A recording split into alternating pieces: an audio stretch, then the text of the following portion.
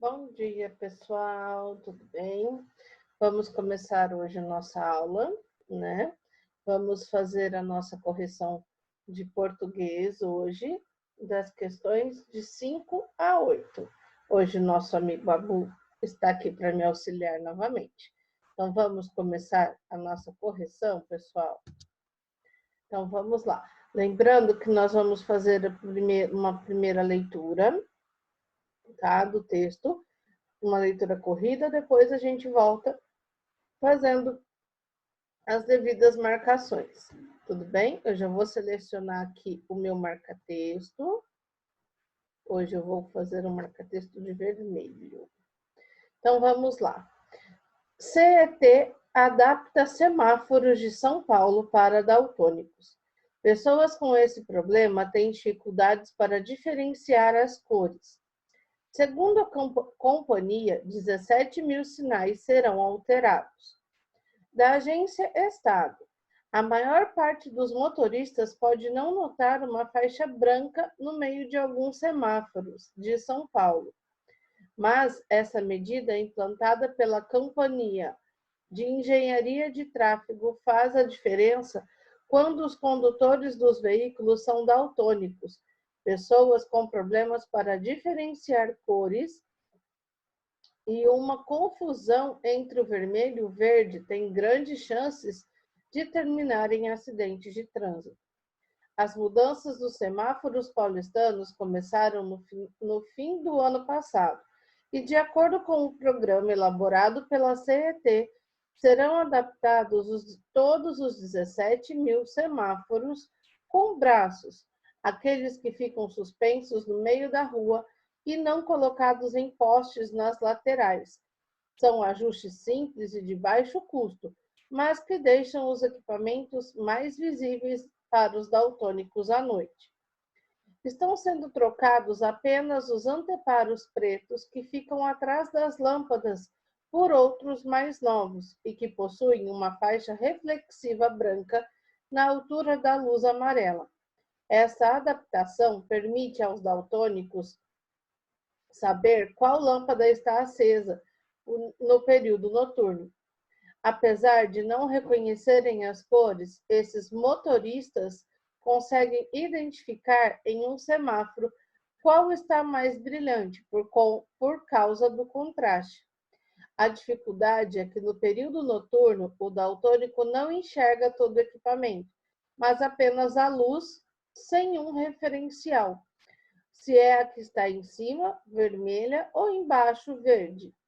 Atualmente, cerca de 300 equipamentos já estão com uma faixa reflexiva branca, em bairros como Vila Mariana, Ibirapuera, Itaim Bibi e Jardins. As trocas são feitas quando um equipamento necessita manutenção ou quando é substituído por um novo. Por isso, é difícil estimar o custo total da medida. Então, vamos lá começar a nossa marcação? Então, vamos lá. CET adapta semáforos de São Paulo para daltônicos. Pessoas com esse problema têm dificuldades para diferenciar as cores. Segundo a companhia, 17 mil sinais serão alterados. Então, nós já temos informações importantes bem aqui na nossa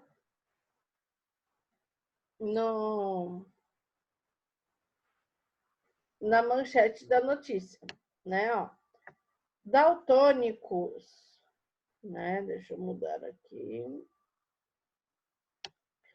Daltônicos são as pessoas com problemas que têm dificuldade para diferenciar as cores, né? Por exemplo, eles vão olhar para o Abu aqui para nós ele está amarelo, certo? Só que para um daltônico ele não está enxergando o Abu como uma pessoa ou um ser amarelo, tá?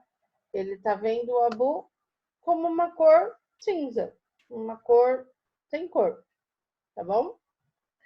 A maior parte dos motoristas pode não notar uma faixa branca no meio de alguns semáforos de São Paulo, mas essa medida, implantada pela Companhia de Engenharia de Tráfego, CET, faz a diferença quando os condutores dos veículos são daltônicos, pessoas com problemas para diferenciar as cores, e uma confusão entre o vermelho e verde tem grandes chances de terminar em acidentes de trânsito. Então, pessoal, nesse parágrafo, olha lá, que a maioria, os motoristas podem não notar uma faixa branca no meio de alguns semáforos de São Paulo. Só que essa medida, ela faz a diferença quando os condutores de veículos são daltônicos, né? Pois eles não conseguem o quê? Ó, diferenciar as cores, tá? Então, vamos lá. As mudanças nos semáforos paulistanos começaram no final do ano passado e, de acordo com o programa elaborado pela CET, serão adaptados todos os 17 mil semáforos com braços, aqueles que ficam suspensos por meio da rua e não colocados em postes nas laterais. São ajustes simples e de baixo custo, mas que deixam os equipamentos mais visíveis para os daltônicos à noite.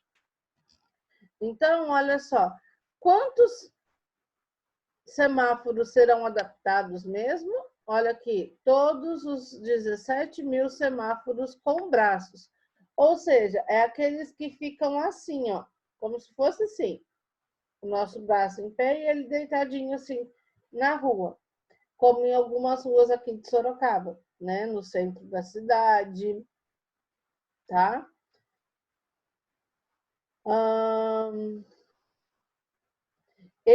Essa mudança, pessoal, olha só, vão deixar, né? Eles deixam os equipamentos mais visíveis para os daltônicos à noite.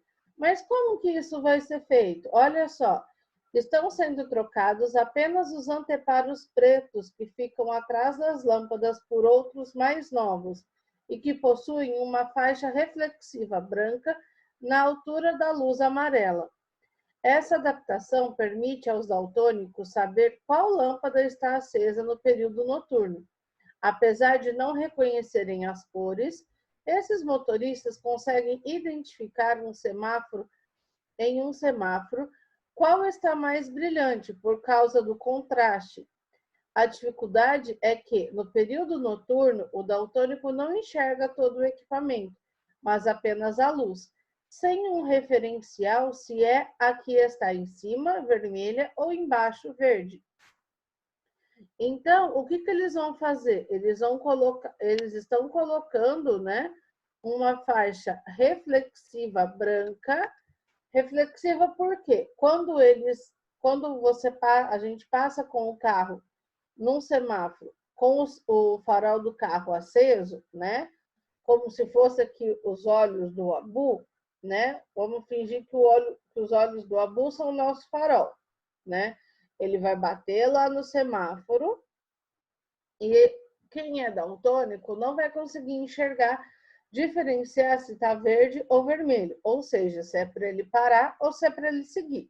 Então, quando ele jogar o farol bater no semáforo, vai refletir nessa linha branca que vai estar entre o verde e o vermelho, lá na linha do farol amarelo.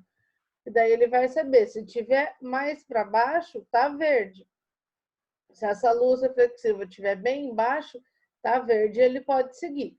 Agora, se tiver essa linha branca reflexiva mais em cima, tá vermelho, ele tem que parar. Tudo bem? Atualmente, cerca de 300 equipamentos já estão com essa faixa reflexiva branca, em bairros como Vila Mariana, Ibirapuera, Itaim Bibi e Jardins. As trocas são feitas quando um equipamento necessita manutenção ou quando é substituído por um novo. Por isso, é difícil estimar o custo total da medida. Então, aonde já está sendo trocado, pessoal? Nos bairros Vila Mariana, Ibirapuera, Itaim Bibi e Jardins, né? Então, e qual que é a maior dificuldade dos daltônicos em relação ao semáforo? o que justifica essa troca, né? Aqui, ó, a dificuldade é que no período noturno, o daltônico não enxerga todo o equipamento, né? Mas apenas a luz.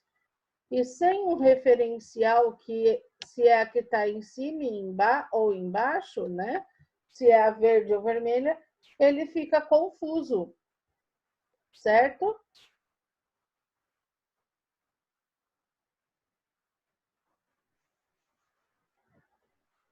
Né? Então, pessoal, olha lá, né? Nós grifamos todo o nosso texto.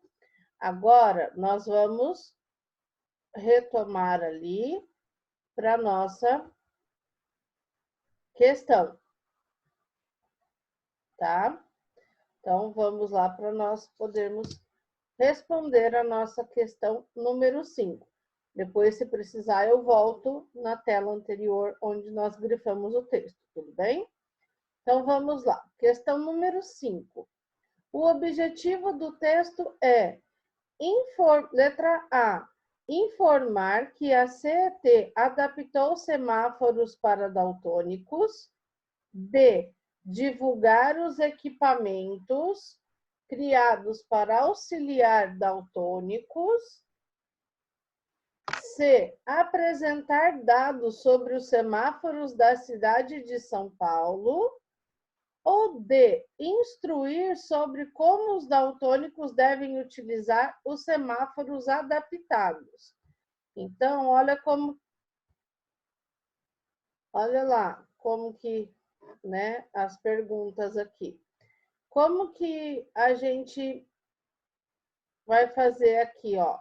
Então, né, não sei se apareceu aí para vocês a telinha, que eu dei uma pausa ali, mas espero que tenha aparecido. Senão a gente lê novamente agora, tá? Lá, informar que a CET adaptou semáforos para daltônicos, divulgar os equipamentos criados para auxiliar os daltônicos, apresentar dados sobre os semáforos na cidade de São Paulo ou instruir sobre como os daltônicos devem utilizar os semáforos adaptados. E agora, olha lá uma dica para a gente saber a resposta correta. Lá, olha o que apareceu aí. Então, aqui eu acho que a gente não precisa nem voltar lá no texto, né? Nessa questão aqui. A resposta correta aqui, então, pessoal, qual que é? O objetivo do texto é divulgar equipamentos criados para auxiliar os daltônicos? Pode até ser, que ele está divulgando, ele não está fazendo uma divulgação em si, né? Ele está explicando o que eles estão fazendo, né?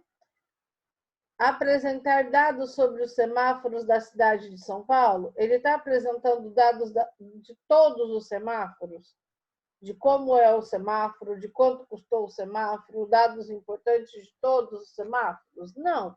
Ele está falando só de semáforos que estão sendo adaptados, né?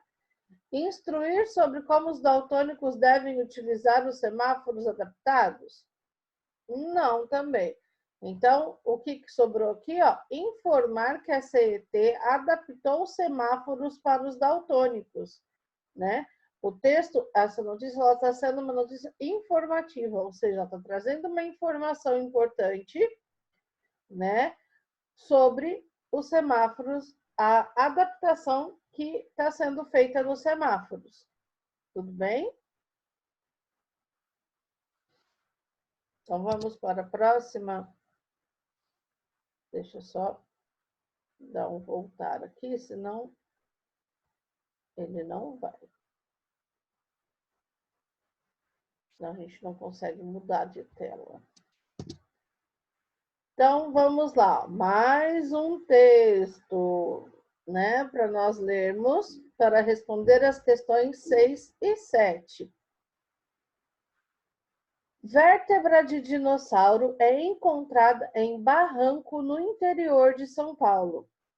Paleontólogo confirma a descoberta de ossos de titanossauro em uma grota de Uchoa.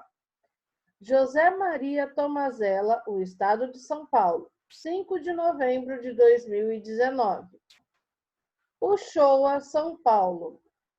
O paleontólogo Fabiano Vidoi Iori identificou como uma vértebra de titanossauro o fóssil que retirou do barranco de uma grota há um mês, na zona rural de Uchoa, região norte do estado de São Paulo. O osso, que estava isolado por ter se separado do esqueleto, foi levado para o Museu Paleontológico Pedro Candolo, na área urbana. O fóssil está em fase de preparação, mas já dá para saber que é uma vértebra de um pescoçudo, referindo-se à principal característica desse herbívoro. Olha lá que interessante, pessoal. Né? Aqui nós temos já uma foto, né, do paleontólogo, né, lá na escavação, né, lá dentro dessa grota, né, ó, paleontólogo Iori de chapéu, que seria esse ser aqui, né, e sua equipe em Uchoa, trabalhando para identificar fóssil, o trabalho para identificar o fóssil levou uma semana. Então, vamos lá, continuando. A reportagem acompanhava o trabalho do paleontólogo Iori quando ele constatou que aquilo que parecia uma simples pedra no barranco era o testemunho fóssil de um dinossauro que viveu há 100 milhões de anos. Ao remover com um martelo e talhadeira a camada de arenito, ele comentou na ocasião a dimensão do achado. Pelo tamanho do osso, pode ser um titanossauro, mas só vamos saber depois de concluir a retirada, disse na ocasião. O pesquisador trabalhou mais de uma semana para ter certeza do achado. O fóssil que o paleontólogo desencravou do barranco foi avistado pelo biólogo Leonardo Silva Pascoa, administrador do Museu de Uchoa. Ele e o amigo José Rafael Fernandes, escrevente de cartório e estudante de direito, dedicam os fins de semana à busca de indícios de fósseis pela zona rural. Já nos chamam de caçadores de dinossauro, disse Fernandes. O museu reúne cerca de 200 peças, incluindo fósseis de crocodilos que viveram na região na era dos dinossauros.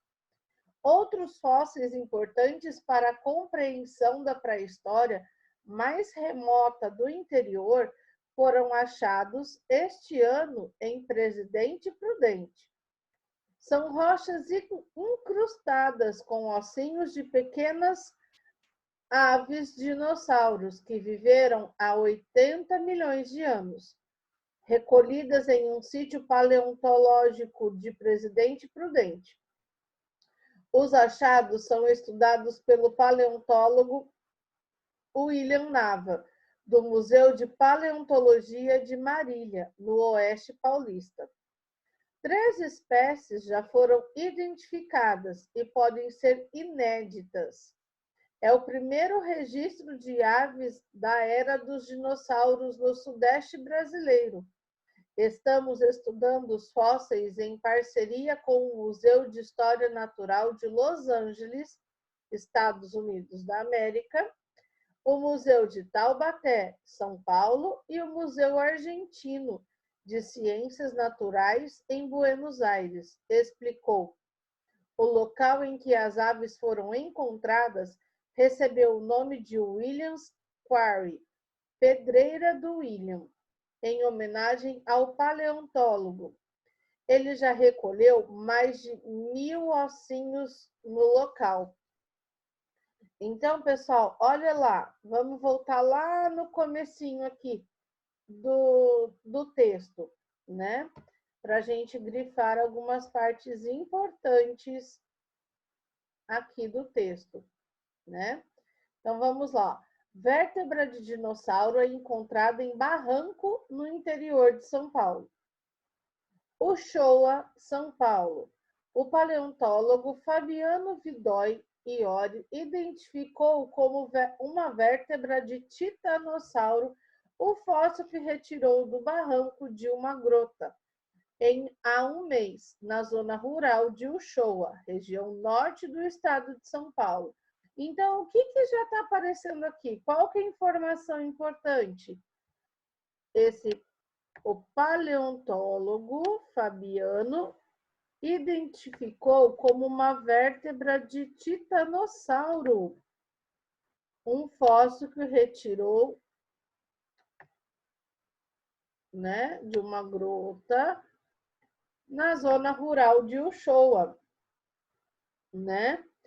Então, olha só, ele encontrou uma vértebra, né, ou seja, um esqueleto, uma parte de um esqueleto do que ele identificou como sendo um titanossauro, né? Então, vamos ver aqui, lá na segunda parte do texto.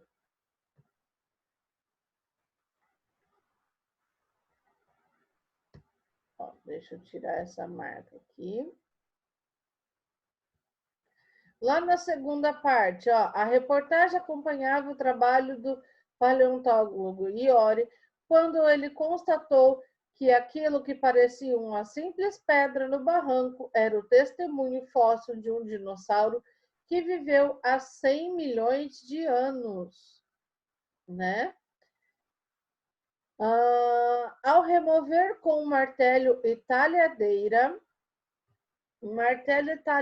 pessoal, são os materiais, as ferramentas que um paleontólogo usa, tá bom? Para trabalhar, para escavar, né? Com todo cuidado. E arenito é uma parte, né? Do nosso solo, tudo bem? Pelo tamanho do osso, pode ser um titanossauro, mas nós só vamos saber depois de concluir a retirada, disse na ocasião. O pesquisador trabalhou mais de uma semana para ter certeza do achado. Um titanossauro, pessoal, é igual, parecido com esse desenho aqui, tá? É um chamado pescoçudo. Alguém aqui já assistiu aquele desenho do filme Em Busca do Vale Encantado, né? Que nós temos lá a família do Littlefoot, né? E é um pescoçudo, tá? Quem não assistiu, fica como dica aí para assistir depois com a família, tá bom? Em Busca do Vale Encantado, tem o filme e tem a série. A série tá bem legal também, é um desenho bem bacana, tem na Netflix, fica bem legal para assistir, tá? Então, ó, o fóssil que o paleontólogo desencravou do barranco foi avistado pelo biólogo Leonardo Silva Páscoa, administrador do Museu de Uchoa. Ele é amigo de José Rafael Fernandes, escrevente de cartório e estudante de direito. Dedicam os fins de semana à busca de indícios de fósseis pela zona rural. Já nos chamam de caçadores de dinossauro, disse Fernandes. O museu reúne cerca de 200 peças, incluindo fósseis de crocodilos que viveram na região na era dos dinossauros. Outros fósseis importantes para a compreensão da pré-história mais remota do interior foram achados este ano em Presidente Prudente. São rochas incrustadas com ossinhos de pequenas aves dinossauros que viveram há 80 milhões de anos, recolhidas em um sítio paleontológico de Presidente Prudente. Os achados são estudados pelo paleontólogo William Nava, do Museu de Paleontologia de Marília, no Oeste Paulista. 3 espécies já foram identificadas e podem ser inéditas. É o primeiro registro de aves da área dos dinossauros no Sudeste brasileiro.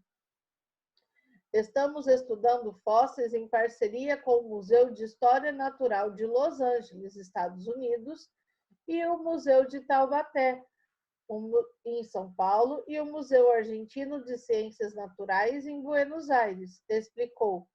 O local em que as aves foram encontradas recebeu o nome de William Quarry, Pedreira do William, em homenagem ao paleontólogo. Ele já recolheu mais de 1000 ossinhos no local. Olha só que legal, né? Então, pessoal, olha aqui, né? Outra informação muito importante, olha só, é a fala, né, do paleontólogo. Olha lá, é o primeiro registro de ave dos dinossauros no Sudeste brasileiro. Estamos estudando os fósseis em parceria com os museus de História Natural dos Estados Unidos, de Los Angeles, nos Estados Unidos, o Museu de Taubaté, em São Paulo, e o Museu de História Argentino de Ciências Naturais de Buenos Aires, explicou. Então, esse aqui é um trecho bem importante, hein? Quem não prestou atenção, que é a fala do paleontólogo. Tudo bem? Então, vamos seguir para a questão em si. Questão 6. O paleontólogo Iori declara que A. Removeu o osso com martelo e talhadeira. B. O osso foi levado para o Museu Paleontológico, Pedro Candolo. C. Pelo tamanho do osso, o fóssil encontrado pode ser um titanossauro.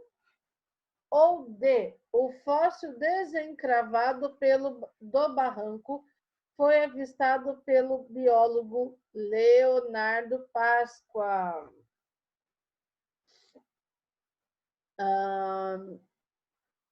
Então, ó, o que o Iori, o paleontólogo, declara? Vamos voltar lá rapidinho no texto. Onde nós vamos encontrar? Olha lá.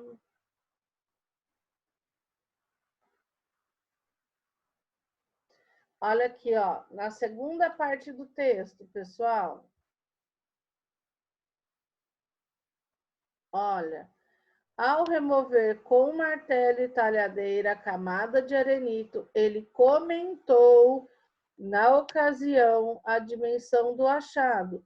Pelo tamanho do osso, pode ser um titanossauro, mas nós só vamos saber depois de concluir a retirada, disse na ocasião.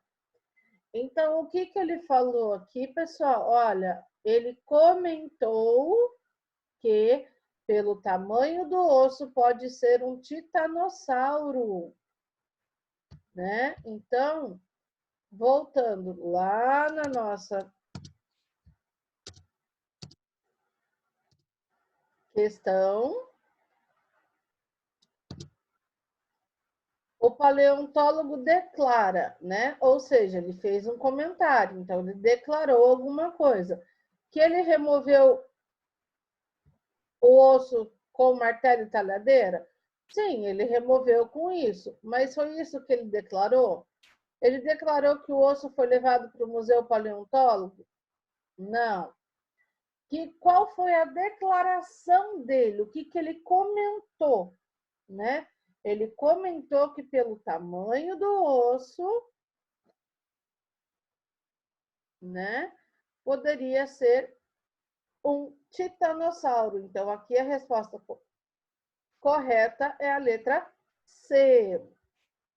Tudo bem? Então, vamos para a questão. Olha lá, como que é um esqueleto, né, de um titanossauro. Olha que legal, olha o tamanho dele, né? Quantos ossinhos, né? A coluna dele aqui, olha. Se nós colocássemos uma pessoinha aqui, né? Um humano aqui, ele é bem maior do que nós, viu, pessoal? Então, questão 7. Identifique uma declaração do paleontólogo William Nava e escreva nas linhas abaixo. Olha lá, vamos voltar um pouquinho. Lá no final do texto, onde que tem uma declaração do William? Olha lá, ó. Os achados são estudados pelo paleontólogo William Nava, do Museu de Paleontologia de Marília, no Oeste Paulista. 3 espécies já foram identificadas e podem ser inéditas. É o primeiro registro de aves da era dos dinossauros no Sudeste brasileiro. Estamos estudando os fósseis em parceria com o Museu de História Natural de Los Angeles, Estados Unidos, o Museu de Taubaté, São Paulo, o Museu Argentino de Ciências Naturais em Buenos Aires, explicou, né? E o local que as aves foram encontradas recebeu o nome de William Quare, Pedreira do William, em homenagem ao paleontólogo, que já recolheu mais de 1000 ossinhos no local. Então, pessoal, o que vocês colocaram aí? Vamos ver se vocês fizeram a mesma observação que eu, se vocês observaram bem certinho. Quem colocou próximo disso também está certo, também considerei correta na resposta. Mas confiram aí, ó, vamos ver. Olha lá, a declaração do William, né? É o primeiro registro de aves da era dos dinossauros no Sudeste brasileiro. Estamos estudando os fósseis em parceria com o Museu de História Natural de Los Angeles, Estados Unidos, o Museu de Taubaté e o Museu Argentino de Ciências Naturais em Buenos Aires, explicou, né? Porque aqui é uma fala do paleontólogo William Nava.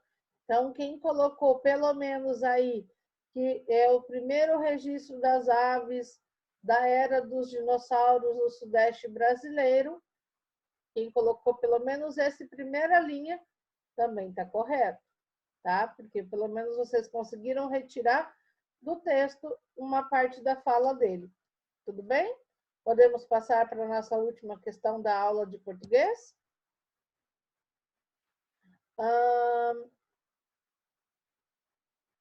Aqui, pessoal, eu acho que nós vamos melhor a gente fazer uma pausa, tá bom? Uma pequena pausa aí, a gente retoma na próxima aula, porque como o texto, né?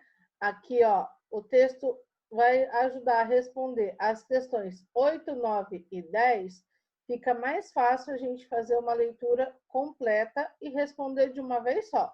Podemos combinar assim? Então, daqui a pouquinho a gente volta, né? A gente faz uma pausa aí para um lanchinho e a gente volta daqui a pouquinho, né? Na próxima aula, com a leitura e a resolução desse textinho aqui. Tudo bem? Pode ser, pessoal? Então, beijo para vocês. Tchau, pessoal! Até daqui a pouco na aula de matemática. Uhul! Tô empolgada, eu amo matemática. Então, até daqui a pouquinho na aula de matemática.